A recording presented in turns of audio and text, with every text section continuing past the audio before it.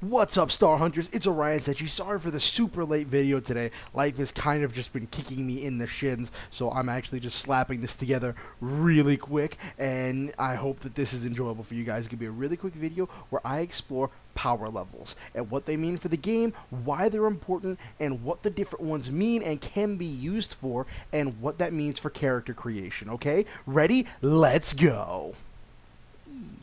Okay, so jumping right into it here, we're going to start with power level 8. That is stated as kind of the default lowest thing that's really suggested for players to jump in as. Power level 8 here is described as masked adventurers, with people who use more skills than actual superpowers, and because there's a lot of things you can do here that's just a lot cheaper to buy.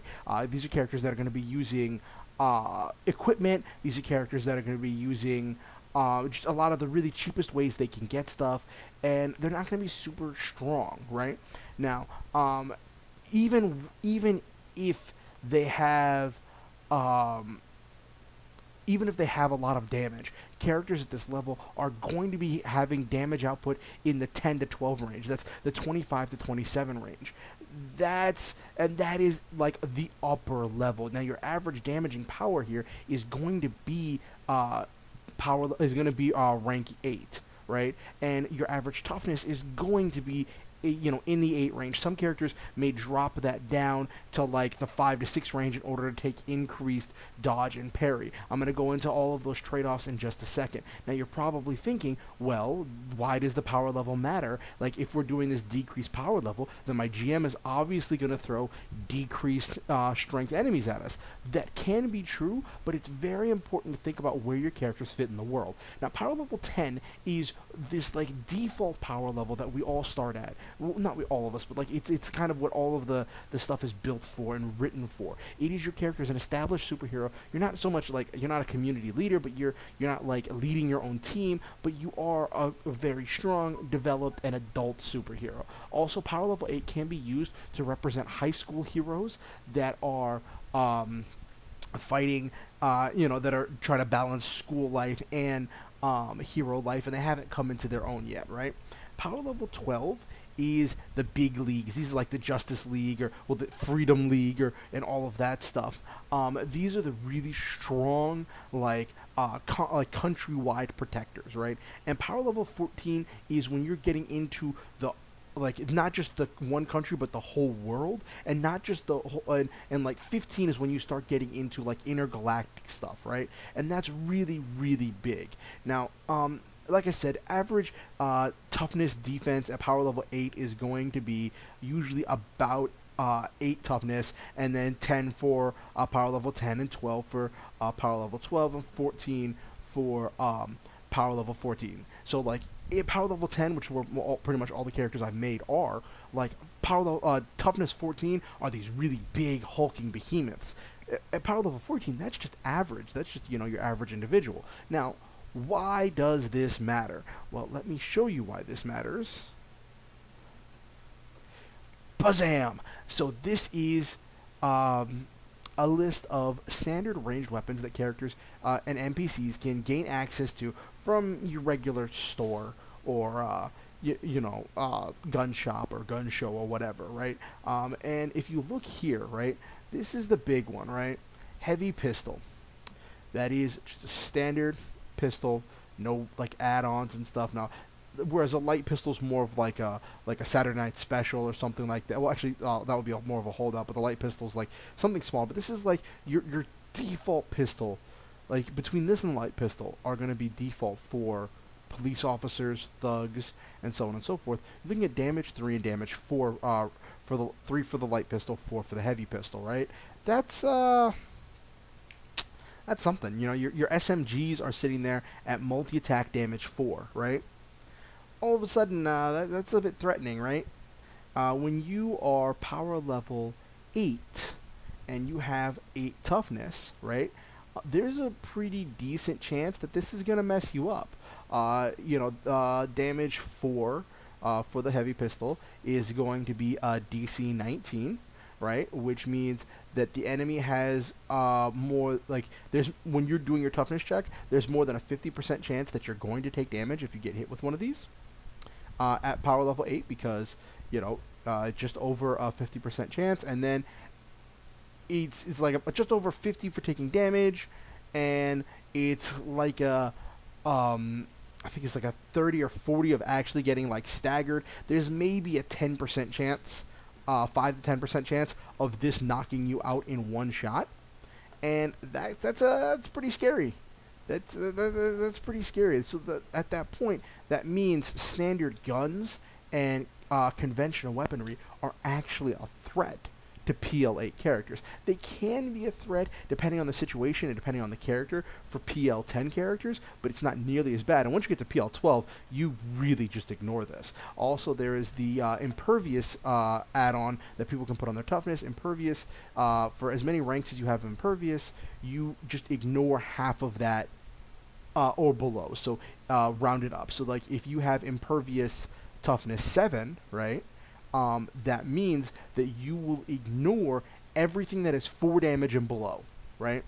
Which, that's very expensive to get, especially on a PL8 character, but those are like your real hardcore characters. When you go below PL8 and you slide into PL6, that's when things get very dangerous. You can have a lot of fun with PL6. I've seen some discussions about the lower PL campaigns, but you have to take into account, once you drop below PL8, all of these weapons really, really become a threat, right? You run into a thug with a handgun or with a SMG.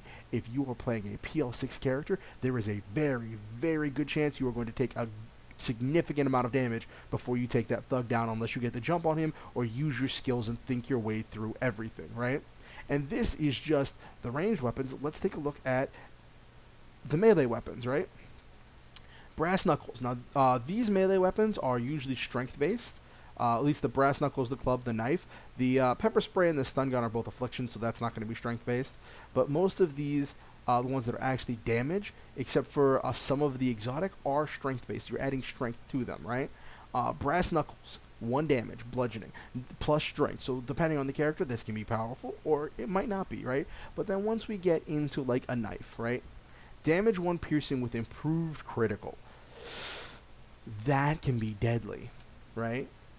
Because improved critical means if they roll a 19 or a 20, they will automatically hit, and then if the roll would have hit anyway, they can add an extra damage. Now, also keep in mind, minions cannot crit non-minions, right? So that's where you balance in. Now, when you're in the lower PL campaigns, some villains might have knives. Some actual villains might have knives as like their backup thing if you get close to them, right? So you have to take that into account. Now, obviously, if you're doing some fun stuff with the archaic weapons, you can actually get away with using archaic weapons for really, really low PL campaigns if you're trying to make a D&D style campaign.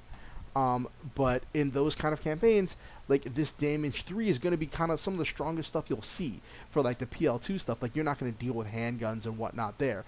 But I just wanted to point out that really big thing for, like, yes, your GM is going to be adjusting the enemies that you're fighting in order to match your power level, and so it's really easy to lose track of power levels, right, and what it really means. But whenever you take a look at something that's going to stay the same of these base equipment, then you start to get this bigger picture, right, of how everything fits in this world. Now let's take a look at trade-offs. This is one thing that I've explained to people about power level limits, right? Okay, so your skill modifier, right? So we're starting over here, right? Cannot ever exceed the power level plus 10. So that is ability rank plus skill rank plus any advantages or whatnot, right? Now this means if you get advantages or stuff given to you over the course of a game, like if you have a situational advantage, you still cannot exceed, like if you're power level 10, you still cannot exceed 20 added to your roll, right?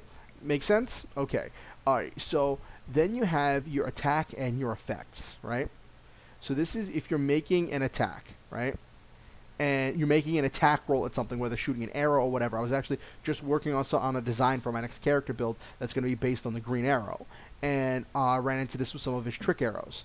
And what happens is when you have your attack roll, what you add to the attack roll, and the ranks of the effect, whether it be a damage effect, whether it be an affliction effect, that those two sums cannot equal more than twice the power level of the campaign, right? So with coming out of the Basic Heroes Handbook, their archer crime fighter, depending on how you build it, will have a plus 16 to the on hit of everything with his bow, right? But the first damaging power is a rank 5. So 16 plus 5 is 21. So then what do you do there? Well, in that instance, you would say it's a plus 15. That 1 point becomes wasted because you can't go above the power level limit, right? That 1 point becomes wasted, so it becomes a plus 16 and then a 5 damage power. And that is important to do, especially when you're adjusting power levels. Like in the last video, where I was making a power level 10 character into a power level 8. After you decrease all of those stats, you need to go through and make sure none of your abilities are going over power level, and then adjust as you need to make sure nothing's going over power level. Now, this is the other one. So that's offensively, right? Now, this is defensively. The dodge plus toughness and the parry plus toughness, right? So the dodge plus toughness and the parry plus toughness cannot equal more than double the series power level, right? So this normally becomes, you have like a 7 on your toughness and then like a 13 on your dodge, or a 7 and like a 12, or however you do that in order to not go over that. It makes sense? Okay, cool. So it's important to remember dodge plus toughness and parry plus toughness. It is not dodge plus parry. It is not dodge plus parry plus toughness. Two different equations. Then we get to the fortitude and will. So the dodge and parry and the toughness are your physical stats, right? Which is why they interact with each other. The fortitude and will are kind of your mental abilities and your ability to push off diseases and other status effects, right? So fortitude plus will cannot equal more than twice the series power level. So that's its own equation for keeping track of your power level. As long as you stay within these parameters, right, of the skill modifier, attack and effect, dodge toughness, parry toughness, and fortitude will, you can kind of do anything as long as you're staying under cost of your points, or equal cost of your points in Mutants and Masterminds. It gives you this huge variety of options. And then we get into trade-offs. Now, sometimes people may feel that doing this means that all the characters end up the same that are power level 10, but that's where, like, you have some characters like martial artists that don't have very much strength, right? They don't have very much superpowers, but what they have is a lot of on-hit, a lot of accuracy. So then they are very good at landing their hits, but their hits don't do a whole lot of damage. Now, they can add different riders or situations. They usually have a bunch of advantages that give them the ability to modify combat. I might make a martial artist at some point so I can show off a bunch of these advantages and what they can do for modifying these things in combat. Like if you have the accurate attack and the power attack advantages, you can kind of go wild with what you do to modify these numbers as long as you're up to power level limit. And like accurate attack, power attack, power attack, and all-out attack and defensive attack are the 4 advantages that allow you to modify your stats in order to play around with what you need for any given situation. And you usually see all 4 of those on martial artists. Whereas your powerhouses aren't going to have as high to hit, but they're going to have really big damage. If they land, you're going to feel it. You're going to know it. And they may try to use situational things in order to get things in their favor, right? In order to try to compensate for that. And that's really exciting, that you can do all of this variety of stuff with Mutants and Masterminds. It's a big part of what I enjoy. I hope that this has made sense. It's been kind of just me rambling at the camera right now. And I hope that you stick around for even more great videos. Like, comment, subscribe for even more. Tick the bell, or I guess it's going to be over there somewhere. And let me know what else you guys want from me.